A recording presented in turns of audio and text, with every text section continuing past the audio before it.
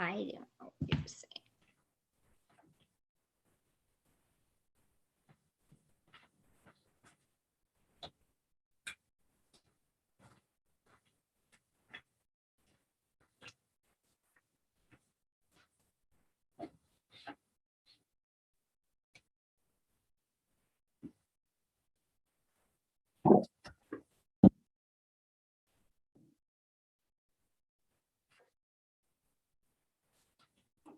One will get in there.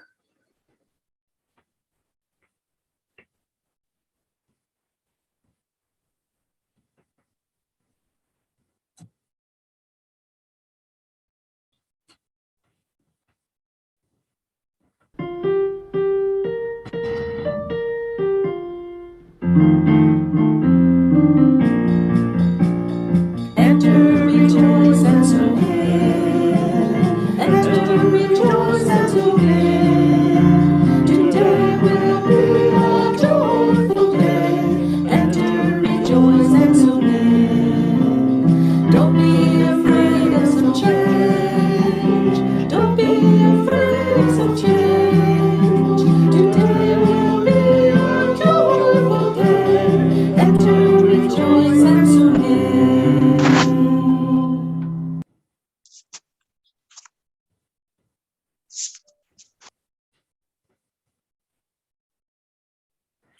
Good morning. I'm Dennis Shaw, and it's my pleasure to serve as this morning's worship associate. Welcome to this broadcast of the Sunday morning service of the Unitarian Universalist Fellowship of Charlotte County, Florida.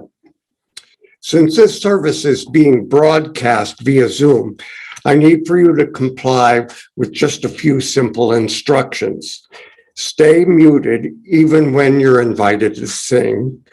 The chat feature should only be used for new folks to introduce themselves, and have a candle or chalice available so that you can share in the chalice lighting ritual. I wish to express my gratitude to Jackie McDaniel, UUFCC's Zoom host, and Corey Dowdy, this morning's Zoom director. Also to Sue French, who is a Zoom director in training. Also, I offer thanks to Jim Boyle and our music director and members of the UUFCC choir. If you're new to our community, I invite you to enter your name and any information you would like to know about us in the chat feature. You may also contact our office administrator, Mary Jane Williams, at www.uufcc.org for additional information about our fellowship and request email updates regarding our various activities, committees, and programs. And now we will have instrumental music.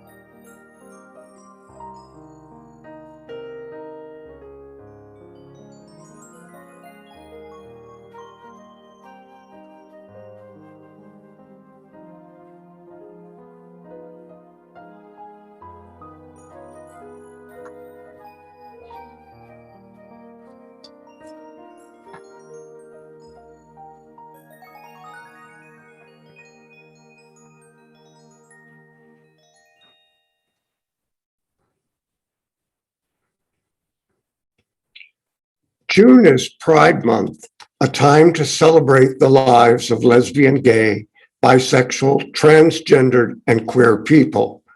But like so many other celebrations, the COVID-19 pandemic has placed a major damper on our parties and parades.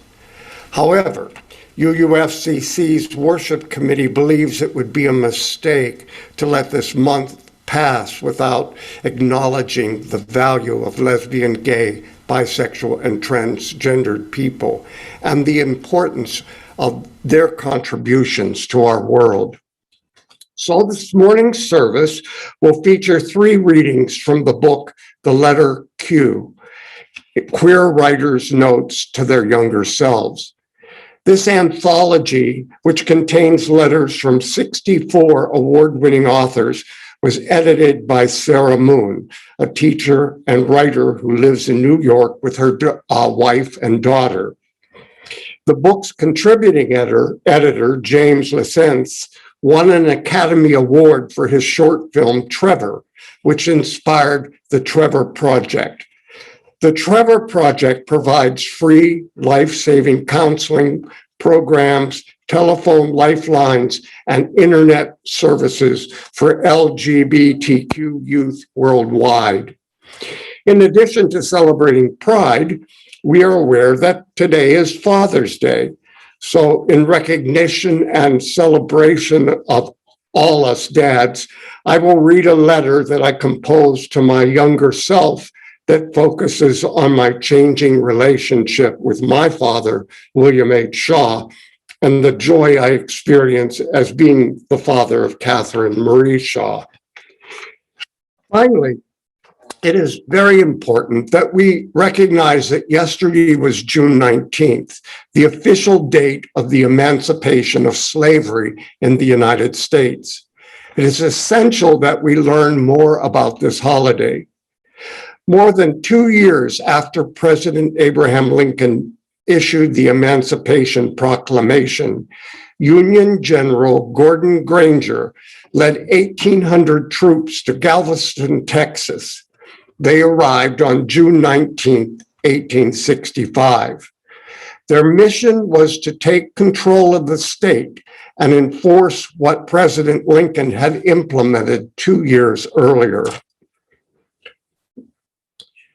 On June 19th, also known as Juneteenth, Jubilee Day, and Freedom Day, Granger's Order Number 3 signaled freedom for over 250,000 slaves and established the Union Army's authority over the people of Texas. In 1980, Texas was the first state to make Juneteenth a state holiday. Since then, all but 4 states, Hawaii, North and South Dakota, and Montana, recognized the holiday. Last year, the United States Senate passed a resolution recognizing Juneteenth, Independence Day. However, the resolution has yet to be passed in the U.S. House of Representatives. I urge you to learn more about this important holiday. There are many articles online, and you can stream excellent PBS and NPR programs that explore in depth this important but often overlooked historical event. Next year, June 19th will fall on a Sunday. And as co-chair of the worship committee, I'm going to propose that the entire worship service serve as a celebration of Jubilee Day. Now, following the chalice lighting words, I will have Patrick Eaton light the chalice, then light yours, followed by our affirmation. This morning's chalice lighting words are by Christine Robinson. We gather this hour as people of faith, with joys and sorrows, gifts and needs. We light this beacon of hope, sign of our quest for truth and meaning, in celebration of the life we share together.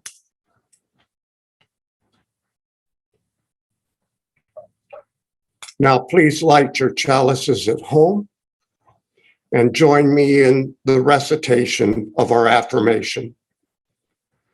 Love is the spirit of this fellowship, and service is its law. This is our aspiration, to dwell together in peace, to seek truth in love, and to help one another. And now I will introduce John Lee, who will read our first letter from the letter Q.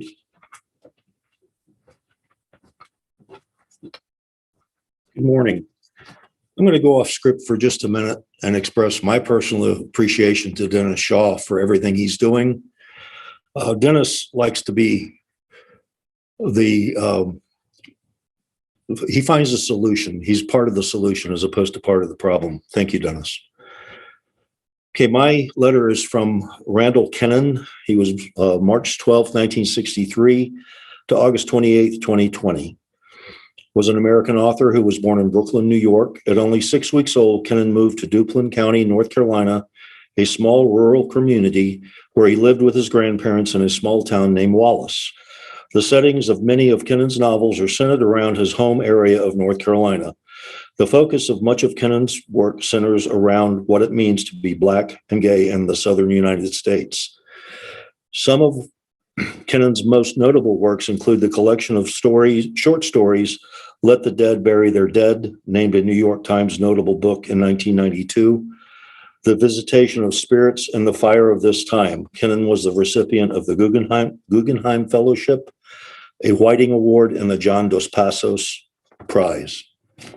Here's his letter. Dear Garrett, which is his middle name. Don't be blue. Despite how you feel sometimes, you really don't have a lot to be blue about. True, you're a poor country boy from the swamps of North Carolina. But as improbable as it may seem, where you come from will be one of your greatest assets as a human being. Look at everything. Remember everything. Observe everything, from what it's like to be in a tobacco field in the July heat, to the old women at First Baptist in their Sunday go-to-meeting hats and the rhythm of the deacon's prayers. Remember that feeling like lightning shooting through your arteries when you walk up on a rattlesnake. Remember the argument you had with Mrs. Johnson about your overwritten basketball article in the school paper. Remember the funerals and the band practices and the nights you spent with the EMTs at the fire and rescue squad. Everything is important. Keep reading the dictionary for fun. When people make fun of you, just keep doing what you're doing. You've got the right idea. However, dropping $150 words in casual conversation is not always a great idea. It makes you look like a smart-ass know-it-all. You are a smart-ass know-it-all, but you don't have to let everyone know about it. Just your family and closest friends. Remember, they love you despite your faults. This fact will be important. Physics, science fiction, classical music, if you're interested, keep on studying it. Don't let anybody tell you it's a waste of time or not something a Black kid should be interested in. All your peers who think that basketball is the end-all and be-all of the universe, all those folks who sneer at standard English and who think only sissies believe in subject and verb agreement, leave them to their own devices. Don't ever worry about being Black enough for anybody. You will learn soon enough that Black folks have been at the foundations of all human experiences. Nothing human is alien to you and your people. Despite what the television and movies and magazines try to shove down your throat, you are not merely an honorary Negro. Your ancestors paid that bill for you a long time ago. You grew up in the church, and right now the church is strong with you. You worry about your so-called unnatural affections and the scriptures and what Jesus thinks. Despite what people say, to quote one of your favorite songs in a few years, the Lord don't mind. It's foolish to think that any type of loving is wrong. That cat, Jesus, was all about love. So please don't waste time focusing on the species of love, but the quality of love. Keep studying theology. It will come in handy later in a strange and wonderful way. And please note, I said theology, not religion. You were born in rich in identity, Black, Southern, queer. Don't ever let anybody tell you any bit of it is a burden. The sooner you start seeing your background, your reality as a diamond mine, the sooner you will see yourself to be as a force to be reckoned with. In fact, though you don't know it, you are a force already. Just don't mention it in casual conversation. That would be a little obnoxious. Just be a force. Oh, to be a dragon. The woman who wrote that, Miss Marianne Moore, will become one of your favorite poets. I envy the feeling you will get the first time you encounter her poems. The world is going to change in many ways for the better for Black folk and queer folk. However, ways of looking at Black men, despite our achievements and accomplishments in the great world, will remain a vexed thing. So much of how the culture at large looks at Black men and their view of what a man should be is pure fantasy. A lot of this claptrap is designed to hurt you and to cut you down, to keep you in a box, to tell you what you should and should not do. Later, for all that noise, brother. And how this country looks at queer Black men in particular, I hate to tell you, but you will still be a strange and exotic creature in the eyes of a great many Americans. Big deal. Do not waste a minute fretting over how they look at you or look upon you. You have the power to define yourself. Remember that power. Take that control. It's like a superpower, really, to be whom you are, whom you want to be, do what you want to do, to fly where you want to fly. Your life will get more complicated, but think of it as a great adventure. Every damn day, you're going to have fun. Oh, and get this book and read it. The Art of Worldly Wisdom by Baltasar Gracian. I didn't discover it until I was 31, and I wish I had read it when I was your age. It can help you through some dark moments. Don't smoke, pay your taxes, be wise of manners of sex and your body. A plague is coming. You can and will survive it, though the casualties will break your heart. Just keep creating. And please buy lots of Apple stock. You will thank me, and I don't mean the Beatles Music Company either. Leave that to Michael Jackson. Trust me, for I remain your loving self.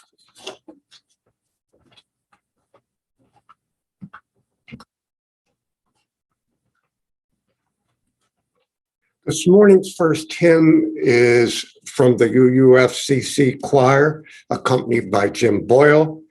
The song is "There Is More Love Somewhere."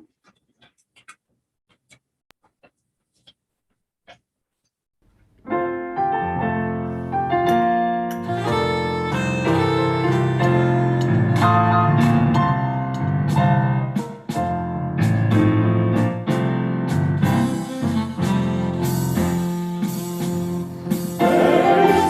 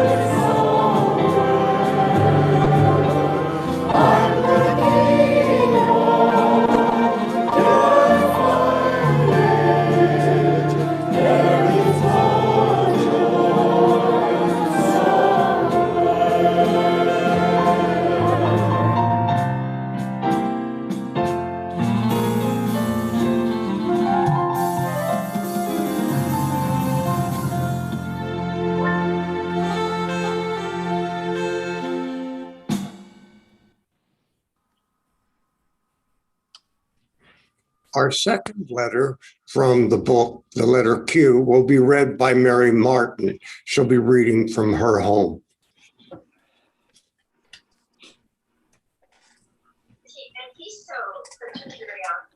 Okay. My letter is by Jewel Gomez. Jewel Gomez was born September 11th, 1948. She is an American author, poet, critic, and playwright. She lived in New York City for 22 years, working in public television, theater, as well as philanthropy before relocating to the West Coast. Her writing, fiction, poetry, essays, and cultural criticism has appeared in a wide variety of outlets, both feminist and mainstream. Her work centers on women's experiences, particularly those of LGBTQ women of color. She has been interviewed for several documentaries focused on LGBT rights and culture. And this is her letter. I know 10-year-olds hate when adults tell them it will be fine, but I was just looking at that picture of you at your tap dancing recital and had to say a couple of things. And that in the picture, you're wearing that cute little short costume. It was red, white, and blue, and you're saluting the camera. Despite the military overtones of the costume, I love that photograph of you. But I finally figured out why you never liked it. You think you look fat. You are so wrong. You know what it's like being stuffed into some outfit, and they never make things the right size. But that's them being wrong, not you. Don't let anyone, movie stars, TV, advertisers, whatever, short circuit your sense of your own beauty. Why is only size 0 a good thing? And anyway, looking like everybody else makes it impossible to.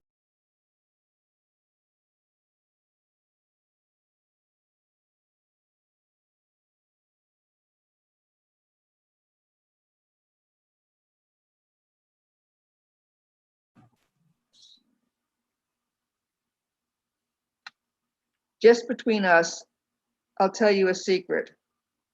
About 30 years from now, you'll marry the girl of your dreams, butch, with red hair. Honest. But I won't give away her name. One day, she and a friend will have a moment of silence in honor of the beauty of your thighs, I swear. And about hair, there's no such thing as good hair or bad hair. There's only hair and no hair. So let that hang up go too. You probably don't get it, but you're a lesbian feminist femme, which is a lot of fun. You'll be deeply involved with politics and people and makeup. Most of the time, you won't feel lonely like you do now because there's always a potluck supper, a poetry reading, or a meeting to go to. Just kidding about the potluck. A few more things. Sex is good, which is another thing the faceless mob would like to convince you is not true. You could just decide about your sex life, and you can have it any way you like it. You'll know what I'm talking about later. Just remember the idea of Howard Johnson's 28 flavors when the sex debate comes up. I know that the civil rights movement has really heightened your awareness of the politics of being who you are, even as a kid. It feels exciting, like the world is on the brink of change. Well, yes and no. There is no brink of change. Change is not a cliff you jump off of or a doorway you pass through. There's a stream of change, and we're always in it, whether we notice or not. Being a lesbian feminist means you'll get to help steer through and shape the change, like those people you see marching on TV on the 6 o'clock news. So jump in, the water's tumultuous and always will be. Finally, you're a colored lesbian feminist writer. Sorry, nothing to be done about that. This may be a lot for a 10-year-old to take in, so just breathe. First, the bad news. The mainstream publishing world will always marginalize you because it thinks no one cares what women of color have to say. Now, the good news. If you care passionately about what we have to say, you'll love to write, no matter how marginalized you might be. And you won't be alone out there on the margins. There's something compelling about that photo. You put on a public smile, like the photographer told you to, even though you hated being so exposed. That bravura will serve you well, and that picture is actually you saluting yourself. Maybe you should think about writing vampire stories. They might come back in fashion someday. Love, Jewel.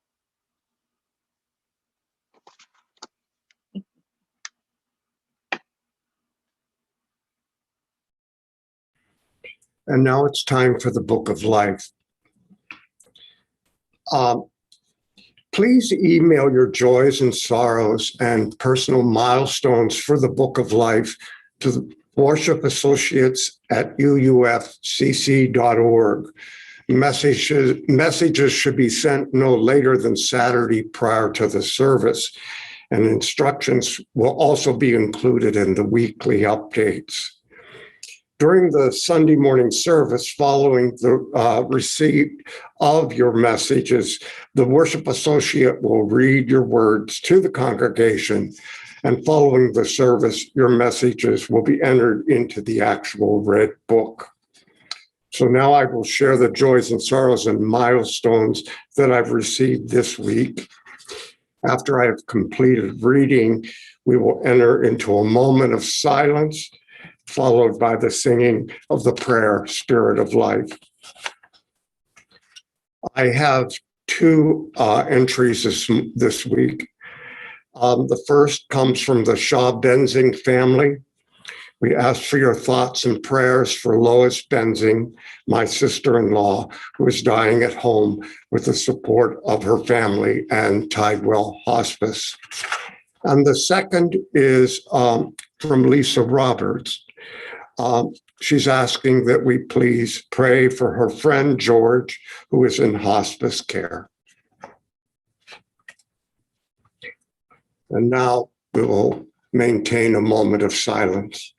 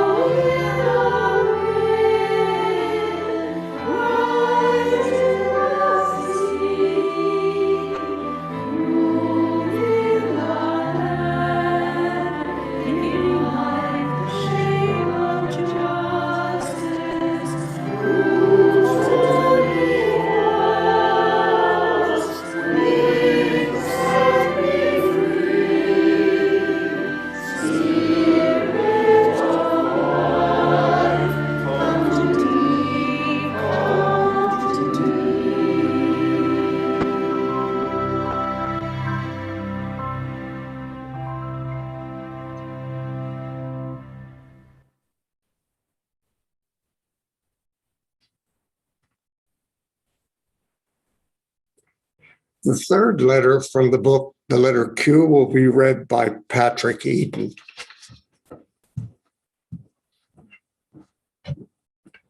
Good morning, everyone. The letter I have is from author Michael Cunningham. Michael Cunningham is an author of novels, A Home at the End of the World, Flesh and Blood, The Hours, which a winner of the Penn Faulkner Award and Pulitzer Prize. Also, Specimen Days. He lives in New York. Dear Michael, worry less. Use what the world has given you. That's all I have to tell you, really. I can, however, elaborate a bit. You'll get to be a writer, even though I know right now it seems like as if publishing is Jupiter, and you're trying to get there using the tools you have around your house. Even though the rejection slips seem to arrive the day after you sent your stories to a magazine, I know you'll keep writing. You're nothing if not determined, but try to entertain a lower degree of panic as you do. And in your writing, do stop trying to conform. I know you all too well. I know you're going to spend years of writing stories you think readers want to read, relatively conventional stories and about, yes, straight people. I wish it wasn't too late to talk you out of that. I know how desperate you feel, how convinced you are that anyone who hasn't made it by their mid-20s has been left munching the dust as the parade passes on. You started writing stories at the age of 14, and yes, it seems you're a little too arty, too plotless and contemplative for your high school literary magazine, which favors tales of surfing, dating, and the triumph over vice. Later on, you'll be slinging cocktails in various Southern California gay bars, and finding your own stories are a little too arty for larger magazines. You'll imagine yourself as the oldest living bartender, all red-faced and snaggle-toothed, with wiry hair sprouting from unfortunate places, telling everyone who listen that you're really a writer. You're just waiting for your big first break. With each rejection slip, the future feels horrifically likely. Now, here comes the big surprise. As you're nearing 30, you'll say, screw it. Maybe I'll never be recognized, but still, I want to write. The only thing I've ever wanted to do. So I'll start writing about the people who matter most to me, the people I know best. I'm going to stop trying to court the New Yorker with tales of adultery and divorce in Connecticut. I'm going to write about gay people. I can live with the idea that no one will ever publish me. When I'm the oldest living bartender and I'm trying to keep those errant hairs plucked, that's when your writing career will take off. Try to believe me. After 10 years of writing stories you think editors want to edit and readers want to read, you'll learn that you were mistaken. What editors want to edit and readers want to read is fiction that's passionate, urgent, and is true. It doesn't matter to them if the characters are gay or straight. I told you it was a big surprise. The New Yorker, AKA the planet Jupiter, will buy the first story you send that isn't some trumped up tale of adultery and divorce in Connecticut. As it turns out, they're tired of those stories too. They've seen dozens of them every day. A story of obstreperous and unapologetic gay men about obstreperous and unapologetic gay men is a rarer bird there. When the story appears in the New Yorker, everything will change. It'll send you on ways that are more conventional. New Yorker stories don't. Editors who read this particular oddity in their rather strayed pages will start calling. You'll be on your way. I'd be lying if I said it was going to be easy and fun all the time. While some people, critics, prominent among them, dismiss you as a niche writer at first, yes. Will Terry Gross on NPR want to talk to you about your sexuality instead of your book? Uh-huh. Will your parents, who were traumatized enough when you came out to them, be re-traumatized when you become public gay person? Will they fret about the fact that you're not only out to them, you are now out to the entire nation of Japan?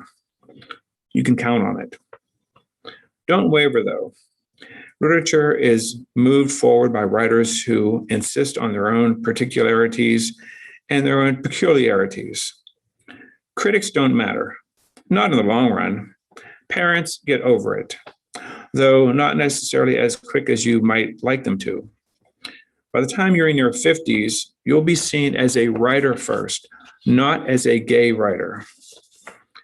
You'll get uncountable letters from readers who've been moved by your books, you will treasure especially the letters from gay men and lesbians who thank you for telling stories that include them. One more thing. I should tell you that recently I received a letter from myself at age 85. He told me essentially the same thing: worry less. Love being exactly who you are and what you are, which at present is a middle-aged writer who has come to question the importance of novels in the larger scheme of things. Don't fret about aging. Don't worry about your career. Just do what you're meant to do. As he tells me, I'm only 58. Lap it up, he says. When I'm 85, I look back and wonder why I worried all the way I did. So lap it up, youngin'. Worry less. Have faith in the fact that your sexual identity, which seems to be like an impediment, is one of your greatest gifts. And don't worry about the time when you tipsily confess your passion to your best friend and he never speaks to you again. I know it seems like a huge trauma right now, but you know what? After a few years pass, you won't miss him. You'll barely even notice he's gone. Love, Michael.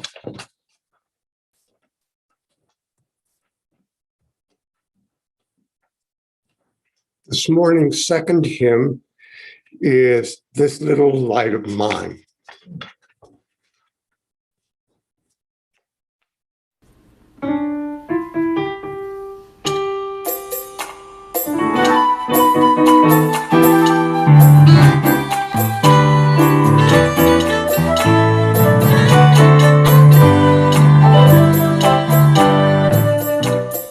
This little light of mine, I'm gonna let it shine.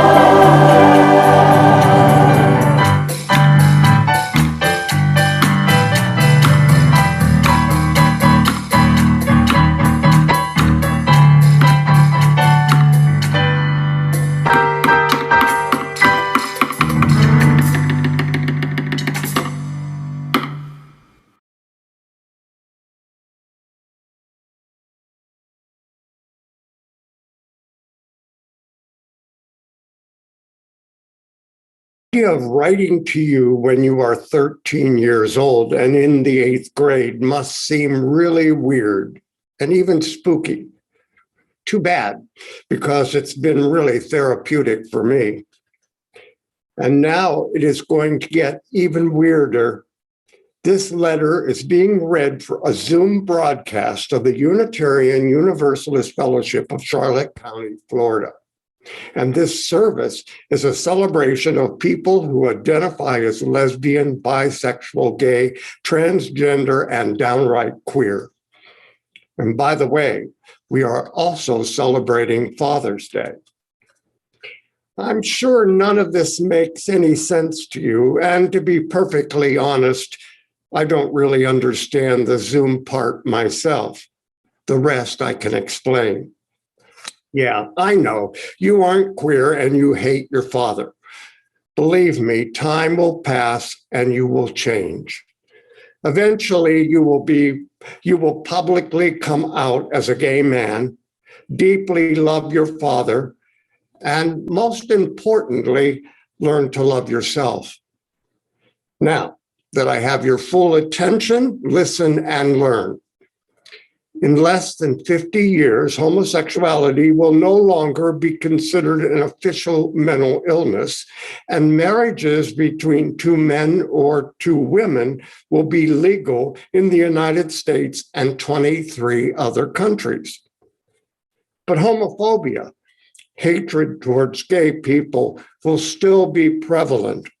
This is one of the reasons why the Unitarian Universalist Fellowship, or in your understanding, the church, is celebrating gay, lesbian, bisexual, transgender, and queer folks.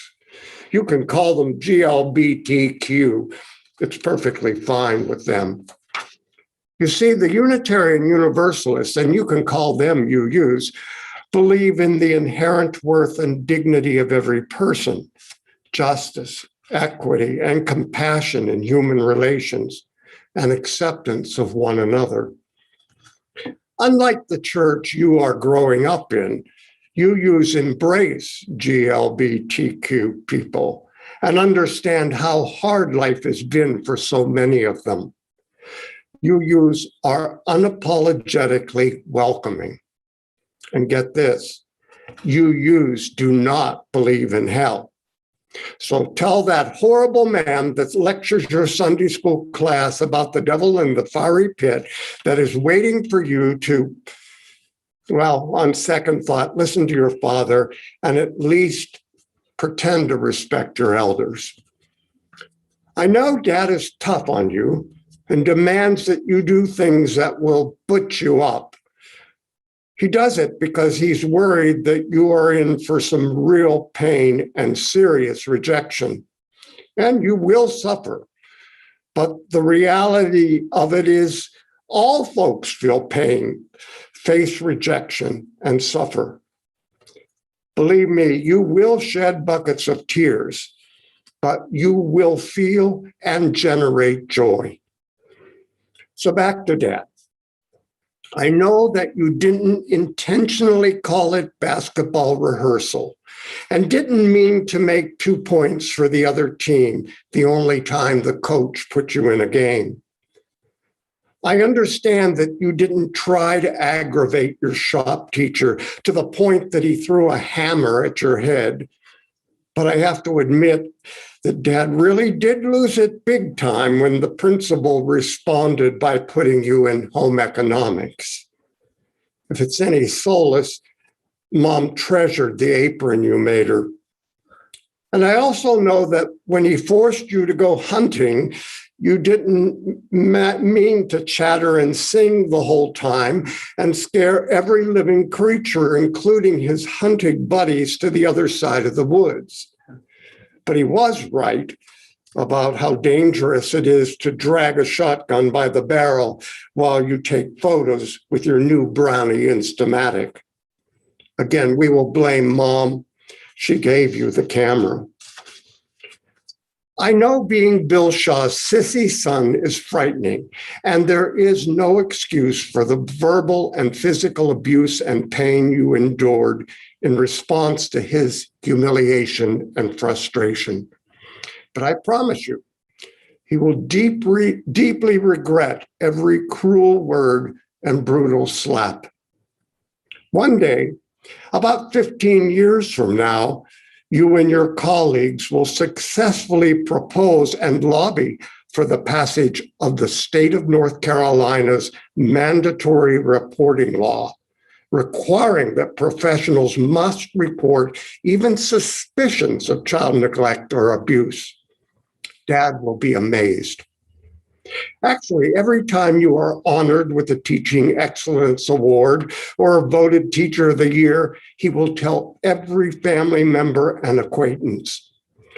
And when you earned advanced degrees and add impressive letters to the end of your last name, he will travel great distances and buy extravagant gifts to honor you and your accomplishments. Denny, I don't want to frighten you, but you know all people eventually die. I remember clearly how you grieved when Granddad Ginn passed. Well, after a long and good life, Mom will die of cancer. You will move in with her and Dad in Florida and care for her during her last year. During that year, Dad will express his love and gratitude for you every day. Then when you are ready to return to North Carolina, with tears in his eyes, he will place his hands around your face, kiss you, and say, "Keep me as the apple of your eye. Hide me in the shadow of your wings." Confused, you will immediately seek the source of this strange request. You will discover it comes from the book of Psalms, chapter 17, verse 8, and originates from a Hebrew expression that literally means little man of the eye. It refers to the tiny reflection of yourself that you can see in other people's pupils. When it is his time to die, you will do exactly what he asked, and he will remain under the shadow of your wings until he exhales his last breath. And for the rest of your life, you will give thanks that William Shaw was your father. Now, Denny, I want you to sit down because the following news from the future may give you quite a shock. In just 6 years, while you're in college, you will decide that God has finally answered your prayers and will permanently remove your sick and disgusting desire for men. So at age 19, you will marry a woman, and that union, which lasts for a decade, will produce a child.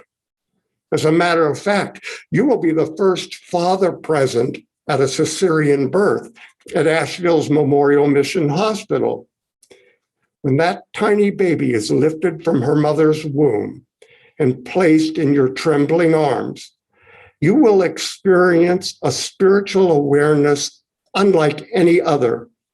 You will bond with the infant Catherine Marie Shaw, and your life will be changed forever. She will instantly become the most important person on the planet, and that love will never wane. So, little man of the eye, with that news, I will close.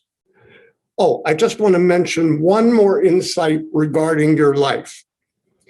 Being old will be much more fun than attending junior high school. You're right, junior high sucks. So happy Father's Day. Sincerely, your grateful gay self.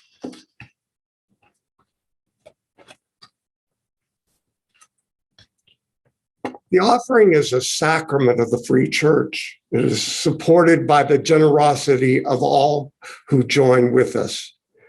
While Zoom and YouTube do not provide ways for us to pass the baskets, financial support is still needed. There are several ways you can give. You can mail checks to the office, drop them in our mailbox, or call the office to make other arrangements. We are also equipped to accept donations through Venmo app. Payments through this app should be made to UUFCC offering. If you would like your donation to apply to anything other than operating funds, like our second helping, for example, please indicate your intentions in the checks memo line. Please remember that our second helping supports the Harry Chapin Food Bank and 2 local food pantries, Chaps and Meals on Wheels. Your generosity is always appreciated. And now it's time for Life of the Community. It's a time to highlight UUFCC's special events and activities. Please remember to religiously read your copy of the updates, which include a calendar and links for connecting via Zoom. The updates provide very important means for staying connected during these challenging times. Additionally, if you would like to have fellowship events highlighted during the service, you can email the worship associates at bookoflife@uufcc.org. Today, I have the following announcements. Beginning on July 3rd, there will be a new area of our website called Chalice Connections. Chalice Connections hopes to be a sort of watering hole for communication on matters related to the fellowship.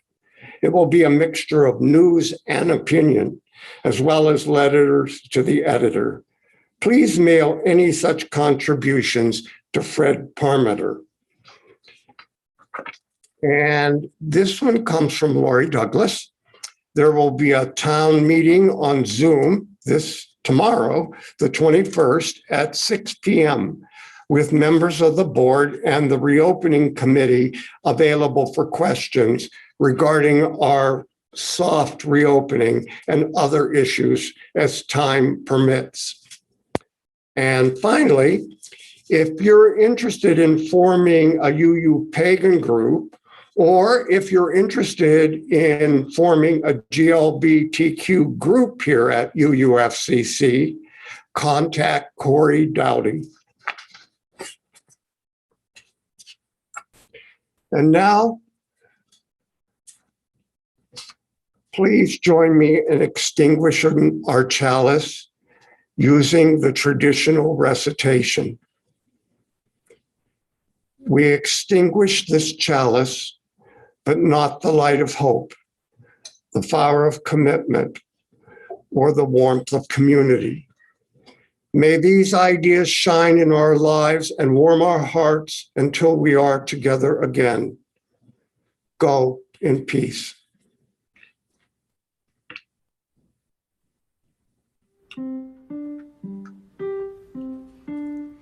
Go now in peace, go now in peace. May the Spirit of us surround you everywhere.